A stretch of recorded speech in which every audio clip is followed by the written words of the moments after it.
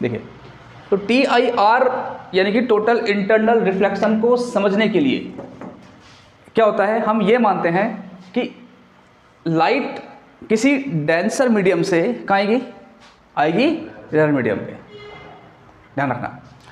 अब मान लो कि यह है आपका बॉर्डर लाइन यानी कि इंटरफेस। इंटरफेस किसके लिए? दो मीडियम के लिए। एक तो मान लेते हैं एयर और एक मान लेते हैं हम वाटर, कुछ ऐसा मान लेते हैं, ठीक है, कुछ इस प्रकार से, इसे बोलते हैं इंटरफेस। अब सुनिए, मतलब ये दोनों को डिवाइड करता है, मतलब, ठीक है।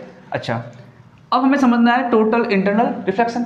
तो इसको समझने के लिए क्या करते हैं हम, मान लो कि पानी में, वाटर में कोई एक पॉइंट है, कोई एक ऑब्जेक्ट है, मतलब क्या है, ऑब्जेक्ट ओ मान लेते हैं इस चीज़ को, है ना। और हम ये मानते हैं, अब देखो लाइट जो है ना ये डेंसर मीडियम है ना, और ये कौन सा है, रियरर, ठीक है। तो लाइट जो है डेंसर से, इसके लिए बोल रहा हूँ मैं, इसमें ऐसा होता है, तो लाइट जो है डेंसर से कहाँ निकलेगी, जाएगी रियरर में, है ना। तो क्या हर टाइम पे रिफ्रैक्शन सेम होगा कि अलग अलग होगा? मेरा मतलब कहने का ये है कि इसके ठीक परपेंडिकुलर पे क्या होगा, रिफ्रैक्शन। यहां पर क्या होगा, इस पॉइंट पे क्या होगा, इस पॉइंट पे, इस पॉइंट पे, अलग अलग पॉइंट पे रिफ्रैक्शन क्या होगा, इस पॉइंट से बोल रहा हूं मैं, इस ऑब्जेक्ट से बोल रहा हूं मैं।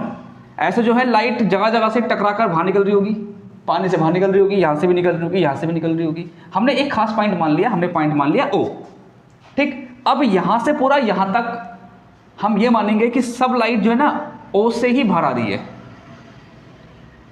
वैसे तो सब जगह से होगा, पर हम एक पॉइंट मान रहे हैं, इसको समझने के लिए बोल रहे हैं ऐसा, ठीक है। अच्छा, अब आपने 10th क्लास में ये पढ़ा होगा कि अगर हम एकदम परपेंडिकुलरली कोई लाइट सोर्स मतलब ऑन करें तो लाइट जो है ना बिना रिफ्लेक्ट हुए सीधे चले जाती है। पढ़ा नहीं पढ़ा? पढ़ा है ना। तो मतलब ये हुआ कि इस पॉइंट O के लिए जब लाइट का रिफ्रैक्शन अलग अलग पॉइंट्स पे होगा तो रिफ्रैक्शन सेम नहीं होता, ठीक है। तो हमने पढ़ लिया। अच्छा, अब इसका मतलब क्या हुआ, लाइट कैसे आई, लाइट आई पूरी परपेंडिकुलरली, है ना। तो यहां पर क्या हुआ, जो लाइट इसके होगी परपेंडिकुलर तो कुछ वो स्ट्रेट चली जाएगी, बात समझ आ रही है, विदाउट रिफ्रैक्ट हुए वो चली गई सीधी। क्यों? परपेंडिकुलर, क्लास 10 का पार्ट हो गया। अब सुनिए, अब मान लो कि एक दूसरी लाइट रे कुछ ऐसे में आई, ऐसे मान लेते हैं। अब ये क्या है आपका नॉर्मल होगा, तो क्या होगा, क्योंकि लाइट डेंसर से जा रही है रियलर में, तो क्या होगा, नॉर्मल से दूर जाएगी, पता है ना आपको, ये नॉर्मल से दूर जाएगी, ठीक है, ये हो गया। अब मान लो कि एक दूसरी लाइट रे कुछ ये रही, ठीक है।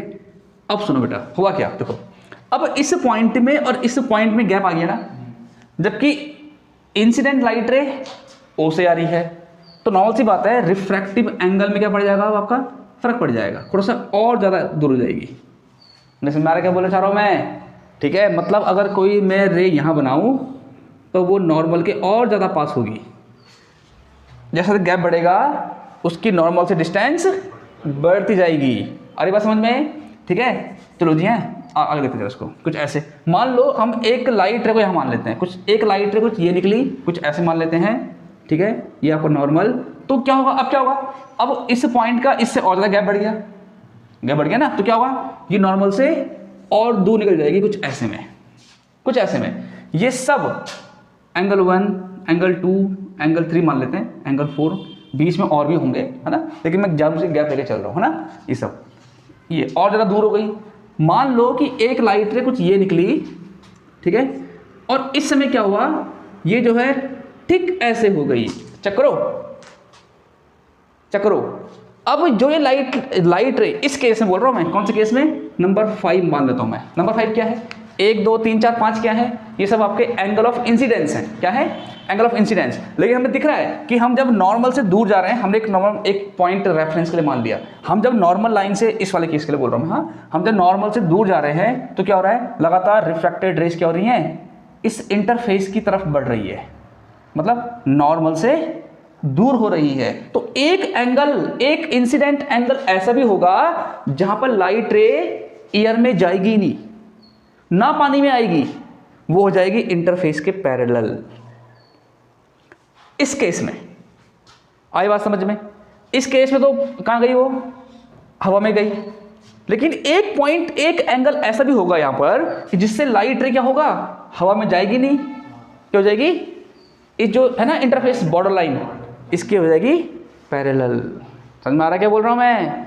तो इस केस में जो एंगल ऑफ इंसिडेंट होगा इसको हम बोलेंगे क्रिटिकल एंगल। बिल्कुल, क्या बोलेंगे, इसको बोलेंगे हम क्रिटिकल एंगल। लेकिन अभी आपका ये नहीं हुआ, ये नहीं हुआ, ये इसके बाद होगा। अब उसे, इसे क्या बोलेंगे हम, क्रिटिकल एंगल। ठीक है, अच्छा अब इसमें क्या होता है, तो यहां पर जो रिफ्रैक्टिव एंगल होगा, देखो ना ये क्या है, एंगल ऑफ रिफ्रैक्शन, ये भी क्या है, रिफ्रैक्शन रिफ्रैक्शन रिफ्रैक्शन, तो ये भी क्या होगा, वही तो होगा, रिफ्रैक्शन वही होगा। लेकिन कितना होगा, मैक्सिमम कितना, 90।